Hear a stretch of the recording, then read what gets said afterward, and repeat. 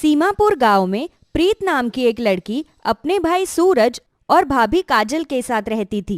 प्रीत बाग से मीठे मीठे अमरूद तोड़कर बाजार में बेचा करती थी। अमरूद ले लो, अमरूद ताजे ताजे मीठे मीठे प्रीत के मशहूर अमरूद ले लो। आओ भाइयों आओ, अरे जरा चक्कर तो देखो, अरे जरा खा कर तो देखो, बार बार आओगे प्रीत के पास। अमरूद ले लो, अमरूद ताजे ताजे मीठे मीठे प्रीत के मशहूर अमरूद ले लो। ऐसे ही शाम को प्रीत अमरूद बेचकर घर आती है और सारे पैसे अपने भाभी को देते हुए कहती है, भाभी ये रही मेरी आज की कमाई 500 रुपए। क्या बस 500 रुपए? इतनी कम कमाई क्यों हुई है? अगर तुम ऐसे ही रोज इतने कम पैसे लेकर आओगी तो घर का खर्च कैसे चलेगा? भाभी दरअसल बात ये है कि आज बाग में मुझे बहुत कम अमरूद मिले थे, इसलिए बाजार खत्म होने से पहले ही अमरूद खत्म हो गए, इसलिए आज मेरी आमदनी 500 ही हुई है। क्या प्रीत, लापरवाही की हद होती है। अगर ऐसे ही काम करेगी तो कैसे चलेगा? तुझे तो पता है ना कि हम कितने गरीब हैं। ऊपर से तेरी ये लापरवाही खत्म होने का नाम ही नहीं लेती। मैं कुछ नहीं जानती, मुझे दिन के 1500 रुपए चाहिए तो मतलब चाहिए। तू कैसे भी कल बाग से खूब सारे अमरूद तोड़कर लाना। प्रीत की भाभी बहुत ही लालची किस्म की औरत थी। वो रोज प्रीत को ज्यादा पैसे कमाने पर जोर डालती थी। ऐसे ही अगले दिन प्रीत बाग में अमरूद ढूंढने जाती है। प्रीत देखती है कि बाग में एक लाल अमरूद है। ये अमरूद प्रीत को अपनी ओर खींच रहा था। जैसे ही प्रीत उस अमरूद को तोड़ने जाती है, तभी प्रीत को अमरूद से आवाज आती है, अरे अरे रुक जाओ, मुझे मत तोड़ो, मैं कोई आम अमरूद नहीं हूँ, बल्कि मैं एक श्रापित अमरूद हूँ। तभी लाल अमरूद प्रीत से कहती है, क्या कहा तुमने? श्रापित हो तुम? लेकिन तुम्हें किसने श्राप दिया? दरअसल मैं एक जादूगरनी हूँ। मुझे एक ऋषि मुनि ने मेरी एक गलती के कारण मुझे अमरूद बनने का श्राप दे दिया था, और मैं श्राप मुक्त तब होंगी जब मैं किसी गरीब की मदद कर पाऊँ, और मुझे लगता है कि मुझे तुम्हारी मदद करनी चाहिए। मैं बहुत गरीब हूँ, दिन रात मेहनत करने के बावजूद मुझे पेट भर के खाना भी नहीं मिलता।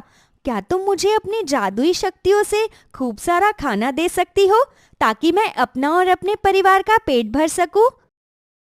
हाँ हाँ, क्यों नहीं, मैं तुम्हारी सभी इच्छाओं को पूरा करूंगी, तब जाकर ही मैं श्राप मुक्त हो पाऊंगी।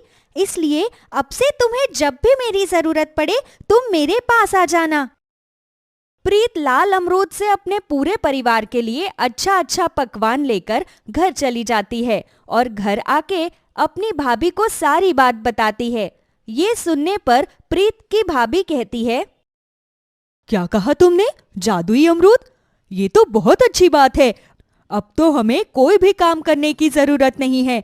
जादुई अमरूद के जरिए ही हम अपनी सभी इच्छाओं को पूरा कर सकते हैं।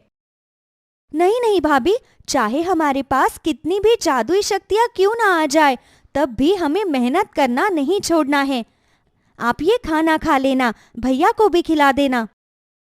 ऐसे ही अगले दिन प्रीत फिर से उस जादुई लाल अमरूद के पास जाती है और उससे खूब सारे ताजे ताजे अमरूद ले लेती है और बाजार में बैठकर उनको बेचती है। आज प्रीत की अच्छी कमाई होती है और वो सारे पैसे ले जाकर अपनी भाभी को दे देती है।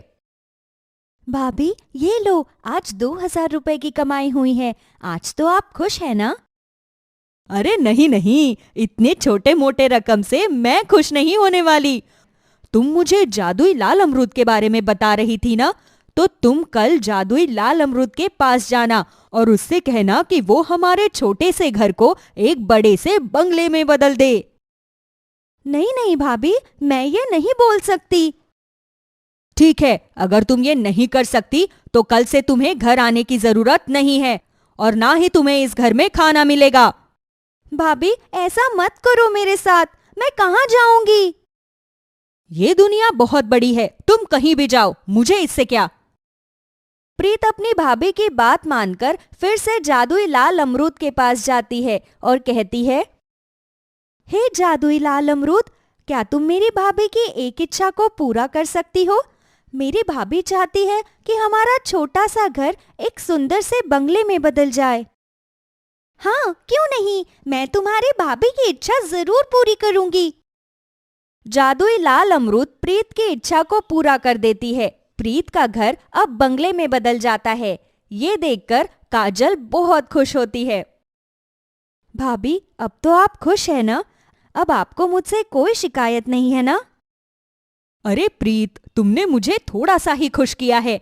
एक काम करो, कल तुम फिर से जादुई अमरूद के पास जाना और उससे कहना कि वो मुझे बहुत ही ज्यादा सुंदर और बहुत ही ज्यादा गोरी बना दे।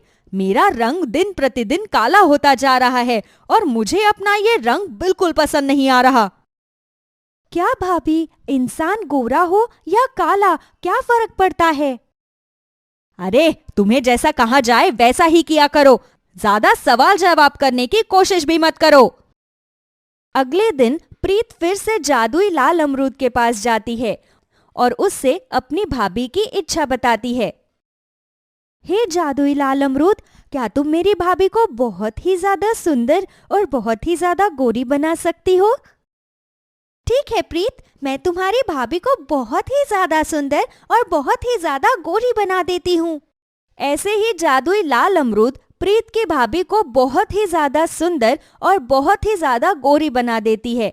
ये देखकर काजल बहुत खुश होती है, लेकिन फिर भी काजल इससे भी पूरी तरह से संतुष्ट नहीं थी। जैसे ही प्रीत घर आती है, काजल प्रीत से कहती है, प्रीत, मैं अभी भी बिल्कुल भी संतुष्ट नहीं हूँ। तुम कैसे भी उस जादुई लाल अमरूद से कहो कि वो मुझे इस नगर की राजकुमारी बना दे और मेरे पास बहुत ही सारे पैसे हो। मेरे पास किसी भी चीज की कोई कमी ना हो, हर कोई मेरे आगे सर झुकाए। नहीं भाभी, मैं ये नहीं कर सकती। मैं देख रही हूँ कि धीरे धीरे आपकी इच्छा बढ़ती ही जा रही है। ऐसे तो आप कभी भी संतुष्ट नहीं होंगी। देख प्रीत, मुझसे जुबान लड़ाना और मुझसे बहस करना तेरे लिए बहुत ही ज्यादा महंगा पड़ सकता है। तुझे तो मालूम ही है कि मैं तेरी भाभी हूँ और मैं तुझे कितना मारूंगी, ये भी तुझे अच्छे से मालूम है ना? लेकिन भाभी, बार बार फिजूल की इच्छाओं को पूरा करने से क्या होगा? जितना जरूरत हो उतना ही बोलो। तू मेरी बात मानेगी या नहीं? अगर तूने मेरी बात नहीं मानी तो इस बार मैं तुझे कुछ नहीं करूंगी, बल्कि तेरे भैया को खाना देना ही बंद कर दूंगी। भगवान के लिए भाभी, मेरे भाई के साथ कुछ मत करना। ठीक है, मैं कल ही जादुई अमरूद के पास जाऊंगी और आपकी यही इच्छा को पूरी करवाने की कोशिश करूंगी। ऐसे ही अगले दिन प्रीत फिर से जादुई लाल अमरूद के पास जाती है और कहती है, हे जादुई लाल अमरूद, क्या तुम मेरी भाभी की एक और इच्छा को पूरा कर सकती हो? मेरी भाभी को इस नगर की राजकुमारी बना दो। उनके पास किसी भी चीज की कोई कमी ना हो, उनके पास बहुत सारे पैसे हो और हर कोई उनके आगे सर झुकाए। प्रीत की बात सुनकर जादुई लाल अमरूद समझ जाती है कि प्रीत की भाभी बहुत लालची किस्म की औरत है। जादुई लाल अमरूद प्रीत की भाभी की ये इच्छा पूरी कर देती है। अब प्रीत की भाभी एक राजकुमारी बन चुकी थी। हर कोई उसके आगे अपना सर झुकाया करता था। आज मैं बहुत खुश हूँ। ऐसा लग रहा है कि पूरी दुनिया मेरे कदमों में है। लेकिन अभी भी मैं बिल्कुल भी खुश नहीं हूँ। अभी भी मुझे कुछ ना कुछ कमी महसूस हो रही है। लेकिन अब मैं उस जादुई लाल अमरूद से अपनी कौन सी इच्छा पूरी करवाऊं? काजल अब इसी सोच में पड़ जाती है कि अब वो जादुई लाल अमरूद से अपनी कौन सी इच्छा पूरी करवाए। वो बहुत ही ज्यादा परेशान थी। तभी वहां पर प्रीत आती है और प्रीत अपने भाभी से कहती है, क्या हुआ भाभी, आप बहुत परेशान नजर आ रही हो, सब ठीक है ना? प्रीत, मुझे समझ में नहीं आ रहा कि अब मैं अपनी कौन सी इच्छा पूरी करवाऊं। वैसे ये जादुई लाल अमरूद बड़ा ही कमाल का है। ये तो हमारी सारी इच्छाओं को पूरा कर सकता है। भाभी, ज्यादा लालच करना बिल्कुल अच्छा नहीं होता। और वैसे भी उस जादुई लाल अमरूद ने हमारी बहुत मदद की है और उसने हमें जितना दिया है उतना बहुत है ना। ज्यादा पाने की इच्छा में जो कुछ भी हमारे पास है वो भी हमारे हाथ से चला जाता है। अरे तुम मुझे मत सिखाओ, तुमसे ज्यादा दुनिया देखी है मैंने। भगवान देता है तो छप्पर फाड़ के देता है, और हम जैसे इंसानों को बिना कुछ सोचे समझे वो ले लेना चाहिए। प्रीत बिना कुछ कहे अपने कमरे में चली जाती है। ऐसे ही अगली सुबह काजल प्रीत से कहती है, प्रीत एक काम करो, तुम मुझे अपने साथ उस जादुई लाल अमरूद के पास ले चलो। मैं वहां जाकर खुद अपनी इच्छा उस जादुई अमरूद से कहूंगी। प्रीत न चाहते हुए भी काजल को उस जादुई लाल अमरूद के पास ले जाती है। काजल जादुई लाल अमरूद से कहती है, हे जादुई लाल अमरूद, क्या तुम मेरी एक और इच्छा पूरी कर सकती हो? बोलो। क्या तुम मुझे अपनी सारी जादुई शक्तियां दे सकती हो? मुझे भी तुम्हारी तरह जादुई बनना है, मुझे तुम्हारी सारी शक्तियां चाहिए। ये सुनकर अमरूद समझ जाती है कि इस बार काजल को सबक सिखाना बहुत जरूरी है। ठीक है, अगर तुम चाहती हो कि तुम मेरी तरह जादुई बन जाओ तो ठीक है, मैं तुम्हारी इच्छा जरूर पूरी करूंगी। जादुई लाल अमरूद काजल को अपनी तरह एक जादुई अमरूद बना देती है। जादुई अमरूद बनने के बाद काजल बहुत बुरी तरह से रोने लगती है और वो जादुई लाल अमरूद से कहती है, नहीं नहीं, मुझे माफ कर दो, मुझसे बहुत बड़ी भूल हो गई है। मुझे पहले की तरह इंसान ही बना दो, मुझे अमरूद बनकर नहीं रहना। अरे तुमने ही तो कहा था कि तुम्हें जादुई बनना है, और जादुई बनने के लिए तुम्हें जादुई अमरूद तो बनना पड़ेगा। नहीं नहीं, मैं जैसे पहले थी मुझे वैसा ही कर दो। सही कहा था प्रीत ने, लालच का फल बहुत बुरा होता है। भगवान के लिए मुझे ठीक कर दो। हाँ जादुई अमरूद, तुम मेरी भाभी को ठीक कर दो, उनसे भूल हो गई है। मैं तुमसे उनकी गलतियों की माफी मांगती हूँ। इस तरह से जादुई लाल अमरूद काजल को ठीक कर देती है। काजल को अपनी गलती का एहसास हो जाता है और वो प्रीत से भी हाथ जोड़कर माफी मांगती है।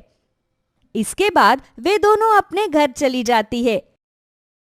नंदू एक 8 साल का बेहद गरीब बच्चा था। उसके गरीब माँ बाप मेहनत मजदूरी कर घर को चलाने की पूरी कोशिश कर रहे थे, लेकिन कभी कभी वो बहुत ही निराश हो जाया करते। पर फिर वो नंदू की प्यारी सी मुस्कुराहट देखकर अच्छा महसूस करते और फिर काम पर निकल जाते। एक दिन नंदू के माता पिता दोनों काम पर नंदू को नहीं लेकर जाते। बहन, हम थोड़ी देर में घर वापस आ जाएंगे, तब तक तुम नंदू का ख्याल रखना। जहाँ हम पहले काम करते थे ना, वहाँ अब काम नहीं है, काम की तलाश में दूसरी जगह बात की है। बस अब थोड़ी देर में आ जाएंगे। ठीक है, परेशान मत हो, मैं देख लूंगी नंदू को। नंदू को पड़ोसन के पास छोड़कर वो दोनों दूसरी जगह काम की बात करने चले जाते हैं। वो एक बड़ा सा बंगला था। उस घर में एक पति पत्नी और उनका बेटा रहता था, जो नंदू की ही उम्र का था। बंगले का मालिक हरकिशन नंदू के माता पिता को अपने पास काम पर रख लेता है और वहीं पर ही उन्हें एक कमरा रहने के लिए दे देता है। नंदू की माँ दिल लगाकर काम करेंगे, यही काम करते रहेंगे तो अपना नंदू स्कूल जाने लगेगा। वैसे भी उसकी 2 साल खराब हो गई है। हाँ, तुम सही कह रहे हो। यहाँ पर दिल लगाकर काम करेंगे और फिर नंदू को भी तो एक अच्छी जगह मिल जाएगी रहने के लिए। अगले दिन ही सुबह सुबह वो लोग अपने थोड़े से सामान के साथ उस सर्वेंट क्वार्टर में आकर रहने लगते हैं। नंदू देखता है वहाँ पर तरह तरह के पौधे थे। कुछ पौधे तो सब्जियों के भी थे। मिलजुल कर आपस में जो ठीक लगे वो काम कर लेना, लेकिन मुझे शिकायत नहीं आनी चाहिए। और मेरा बेटा तो तुम्हारे बेटे की उम्र का ही है, उसका भी ख्याल रख लेना। तभी वो अपने बेटे जय को आवाज लगाकर बुलाता है। देखो बेटा, स्कूल से आने के बाद ये अंकल आंटी आपका ध्यान रखेंगे, कोई शरारत नहीं करना। हाँ? जय नंदू को देखता है तो तुम भी यहीं पर रहोगे? हाँ, मैं भी यहीं पर रहूंगा। चलो तो फिर दोस्त बन जाते हैं। जय नंदू का हाथ पकड़कर उसे खेलने के लिए ले जाता है। उसके बाद नंदू के माता पिता काम में लग जाते हैं। एक दिन, देखो, कुछ सब्जियां हम बाजार से नहीं लाते, वो हमारे बड़े से गार्डन में ही लगी हुई है, वहां से टमाटर तोड़ लाओ। हाँ, ले आऊंगी मालकिन।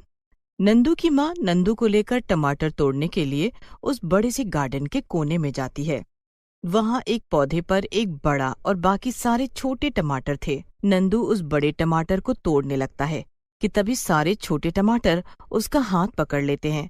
पर ये देखकर नंदू डर जाता है। हाथ छोड़ो मेरा। सारे बगीचे में इतने सारे टमाटर हैं, फिर तुम यहाँ पर क्यों आए हो? ये हमारी माँ है। अरे मेरे बच्चों, इस तरह गुस्सा मत हो।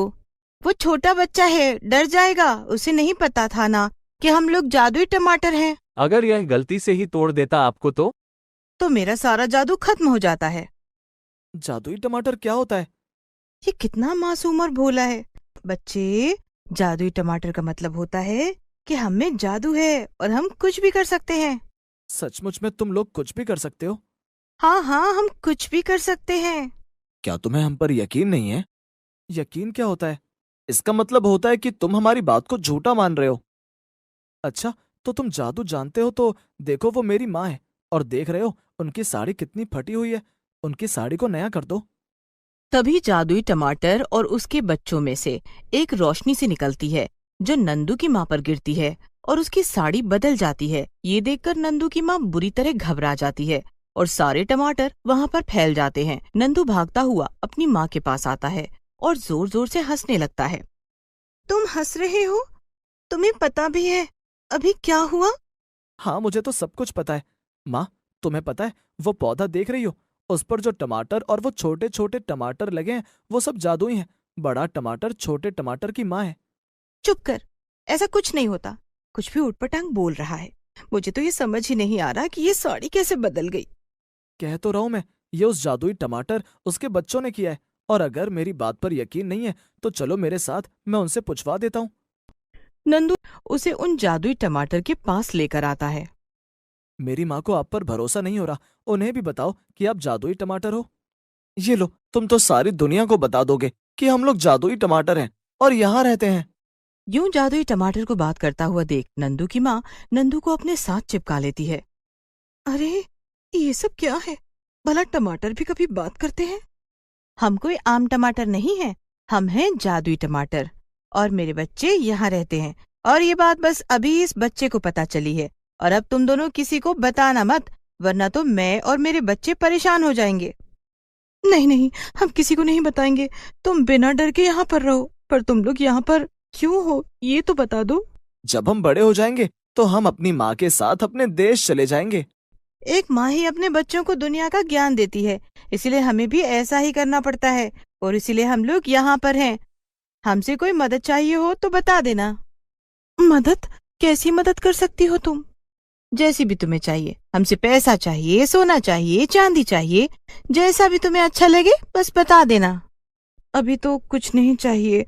टमाटर तोड़कर मालकिन को देने हैं, वरना वो बहुत गुस्सा हो जाएंगी। नंदू और नंदू की माँ टमाटर लेकर घर के अंदर जाते हैं। नंदू की माँ नंदू से कहती है, ये बात किसी को बताना मत। नंदू भी अपनी माँ से वादा करता है कि वो ये बात किसी को नहीं बताएगा। नंदू रोज जादुई टमाटर के बच्चों से बात करता और वहीं पर खेलता कूदता। एक दिन वो जादुई टमाटर के बच्चों से बात कर रहा था कि तभी जय चाबी हाथ में घुमाता हुआ आता है और अपने पापा की गाड़ी में बैठकर उसे स्टार्ट कर देता है। उधर क्या कर रहे हो नंदू? आओ, तुम्हें आज मैं गाड़ी में घुमाता हूँ। जय को गाड़ी स्टार्ट किया हुआ देख नंदू की माँ भाग कर आती है। नहीं बेटा, तुम ये क्या कर रहे हो? अभी तुम बहुत छोटे हो, गाड़ी से उतरो, ये चाबी मुझे दे दो। नहीं नहीं, मैं चाबी नहीं दूंगा। मैं भी पापा की तरह गाड़ी चलाऊंगा।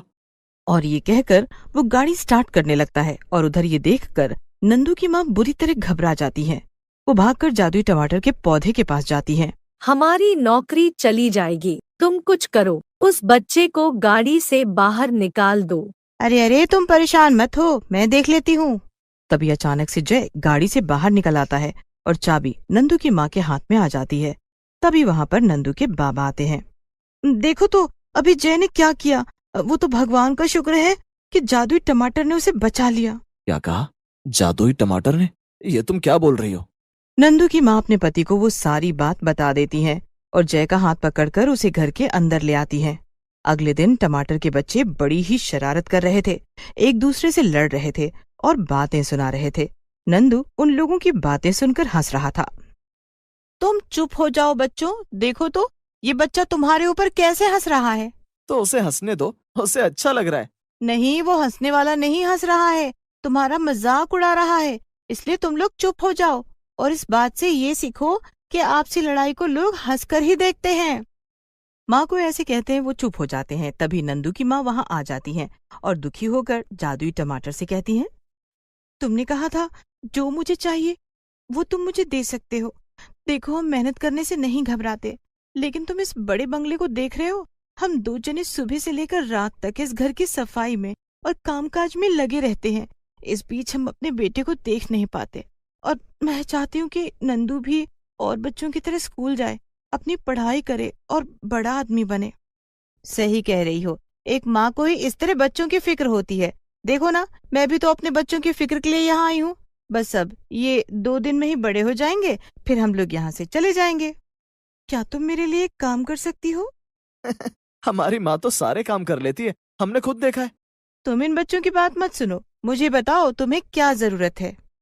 हमारा खुद का कोई काम करवा दो, ताकि हम अपने बच्चे को देख सके और हमारा घर अच्छे से चल सके।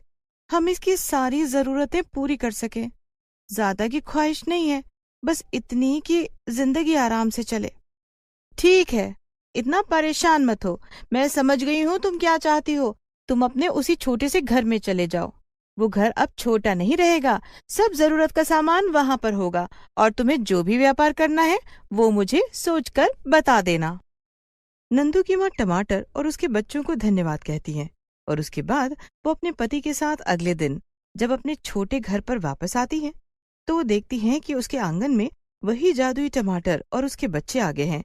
ये देखकर वो लोग खुश हो जाते हैं। हमने सोचा नंदू जब यहाँ आ गया है तो हम वहां रहकर क्या करेंगे। एक दिन ही सही, हम नंदू के साथ खूब खेलेंगे। जाने से पहले जादुई टमाटर नंदू के माता पिता और नंदू को बहुत सारी चीजें देकर जाते हैं। अब नंदू के पिता टमाटर बेचने का काम शुरू कर देते हैं और नंदू को स्कूल में एडमिशन दिला देते हैं। इस तरह वो लोग अपना खुशी खुशी जीवन बिताते हैं।